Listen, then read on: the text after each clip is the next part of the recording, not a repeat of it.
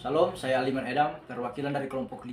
Saya akan mempresentasikan hasil diskusi kelompok kami tentang filsafat Kristen masa skolastik puncak. Masa skolastik merupakan periode penting dalam sejarah filsafat Kristen yang dicirikan oleh upaya sistematis dalam mengharmoniskan iman Kristen dengan rasionalitas. Pada puncak periode ini muncul tokoh-tokoh berpengaruh seperti Thomas Aquinas yang menghadirkan gagasan-gagasan mendalam. Disebut masa skolastik karena beberapa alasan utama yang berkaitan dengan tempat dan metode pembelajaran. Singkatnya, nama masa skolastik ini diberikan karena karakteristik utama periode ini adalah berkembangnya pemikiran filosofis dan teologis di lingkungan sekolah-sekolah dengan menggunakan metode pembelajaran yang khas, menekankan logika, otoritas, dialektika, dan upaya untuk mensintesiskan iman dan akal. Dialektika adalah cara berpikir atau berdiskusi yang bergerak melalui pertentangan ide-ide.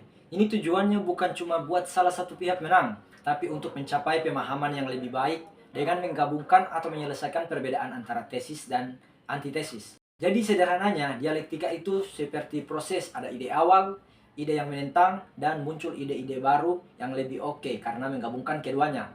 Contoh, tesis merupakan pernyataan awal. Belajar itu membosankan, sedangkan antitesis sangkalan atau kontradiksi. Tapi belajar juga bisa seru kalau topiknya menarik dan caranya asik. Sedangkan untuk sintesis, penggabungan atau resolusi, belajar akan lebih efektif dan menyenangkan jika metodenya disesuaikan dengan minat dan gaya belajar. Apa yang dimaksud dengan filsafat Kristen masa skolastik puncak? Filsafat Kristen pada era skolastik merujuk pada suatu periode dalam sejarah pemikiran Kristen yang ditandai dengan upaya sistematis dalam menyatukan keyakinan agama dengan pemikiran rasional. Pada masa ini, para filsuf dan juga teolog Kristen menggunakan pendekatan logis dan analitis untuk menguraikan serta membuktikan ajaran-ajaran keimanan. Di mana masa skolastik puncak ini berkembang? Masa skolastik berkembang di wilayah Eropa Barat selama abad pertengahan, khususnya pada abad yang ke-13 dan juga pada abad yang ke-14. Beberapa pusat utama pemikiran akademik pada periode ini meliputi beberapa universitas ternama seperti di Paris, Oxford, dan Bologna. Berikut bagaimana perkembangan filsafat skolastik puncak. Filsafat skolastik mencapai puncaknya melalui usaha para pemikir Kristen dalam mengintegrasikan gagasan filsafat Yunani kuno, khususnya dari Aristoteles, ke dalam ajaran agama Kristen dengan menggunakan metode dialektika dan pendekatan logis. Mereka mengkaji serta membuktikan berbagai aspek keyakinan agama secara sistematis. Berikut, siapa tokoh utama dalam masa skolastik puncak? Ya, salah satu pemikir paling berpengaruh dalam periode ini adalah Thomas Aquinas. Dia adalah seorang teolog dan juga filsuf dari Ordo Donomikan yang terkenal karena kemampuannya menggunakan filsafat Aristoteles dengan teologi Kristen secara harmonis. Karya terkenalnya yaitu Summa Theologica, merupakan usaha sistematis untuk menguraikan doktrin Kristen secara rasional. Yang berikut, mengapa masa skolastik puncak ini penting? Ya teman-teman, masa skolastik puncak ini memberikan pengaruh yang besar terhadap perkembangan filsafat Kristen serta pemikiran di dunia barat secara umum.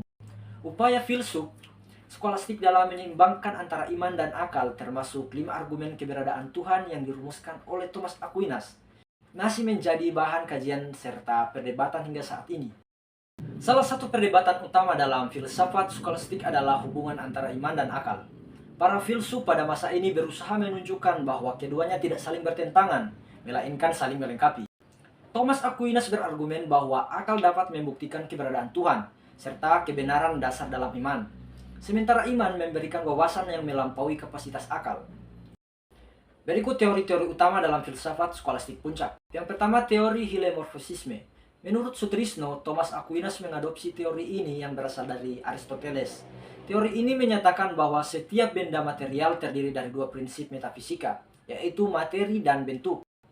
Dalam konteks manusia, jiwa dipahami sebagai bentuk substansial dari tubuh. Contoh studi kasus hilemorfosisme dalam diagnosa Alzheimer. Pak Ahmad, 68 tahun, mengalami penurunan kemampuan signifikan dalam 2 tahun terakhir. Keluarganya membawanya ke dokter spesialis saraf untuk didiagnosa Alzheimer stadium awal. Alzheimer menarik untuk dianalisis hilemorfosisme karena menunjukkan kesatuan tak terpisah antara jiwa dan tubuh.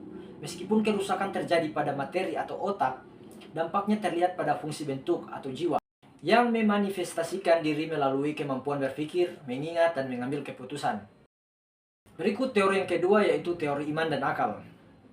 Widodo menjelaskan bahwa Thomas Aquinas mengembangkan teori yang menyoroti hubungan antara iman dan akal. Ia berargumen bahwa keduanya merupakan sumber kebenaran yang berasal daripada Tuhan dan tidak akan saling bertentangan. Contoh studi kasus asal-usul alam semesta. Seorang ilmuwan ateis, Dr. Adik kita sebut saja, melakukan penelitian mendalam tentang kosmologi dan Big Bang. Berdasarkan data empiris dan perhitungan matematis, ia menyimpulkan bahwa alam semesta memiliki permulaan.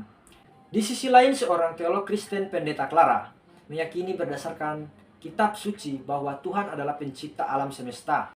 Dalam kasus penciptaan dunia, Aquinas menunjukkan bahwa akal dapat membuktikan adanya Tuhan sebagai pencipta, namun tidak dapat membuktikan secara definitif bahwa dunia memiliki awal waktu.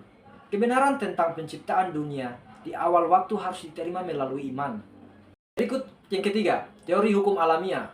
Purnomo mengemukakan bahwa Thomas Aquinas mengembangkan teori hukum alamiah yang mengkategorikan hukum menjadi 4 jenis, yaitu hukum abadi, hukum alamiah, hukum manusia, dan hukum ilahi. Contoh studi kasus dilema aborsi. Sebuah negara sedang mempertimbangkan legalisasi aborsi. Diskusi publik menjadi sangat sengit, melibatkan berbagai argumen etis, filosofis, dan agama. Aquinas menyatakan bahwa hukum manusia yang bertentangan dengan hukum alamiah tidak memiliki kekuatan moral yang mengikat. Aquinas akan menekankan pentingnya hukum manusia untuk mencerminkan prinsip-prinsip yang mendasar dalam hukum alamiah agar mencapai keadilan sejati. Yang berikut, 5 bukti keberadaan Tuhan menurut Thomas Aquinas. Thomas Aquinas mengajukan 5 cara untuk membuktikan keberadaan Tuhan berdasarkan pengamatan terhadap dunia. Yang pertama yaitu argumen dari gerak. Segala sesuatu yang bergerak pasti digerakkan oleh sesuatu yang lain. Jika rantai ini berlanjut tanpa akhir, tidak akan ada penggerak pertama. Oleh karena itu, harus ada penggerak utama yang tidak digerakkan oleh apapun, yaitu Tuhan. Yang kedua, argumen dari sebab akibat. Setiap akibat memiliki sebab. Jika rantai sebab akibat ini tidak memiliki sebab pertama, maka tidak akan ada akibat. Dengan demikian, harus ada penyebab utama yang disebabkan oleh apapun, yaitu Tuhan.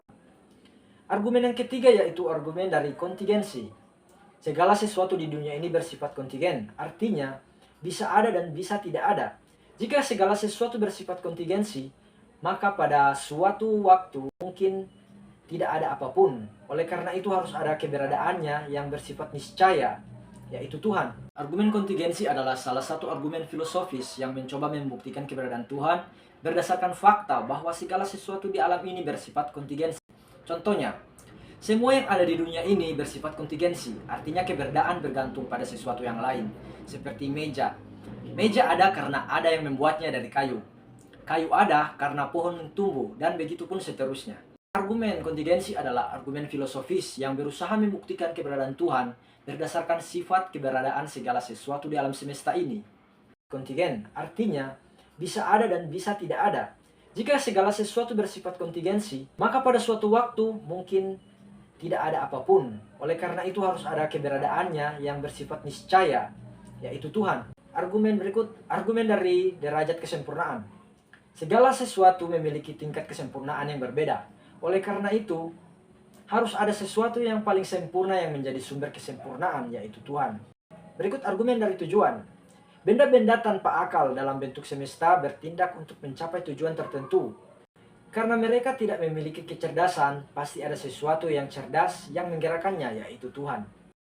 Yang berikut kesimpulan. Puncak filsafat skolastik, terutama melalui pemikiran Thomas Aquinas, memiliki peran besar dalam perkembangan filsafat Kristen. Upaya untuk mendamaikan iman dan akal, serta 5 argumen keberadaan Tuhan yang dirumuskannya, tetap menjadi topik yang menarik dan relevan hingga saat ini.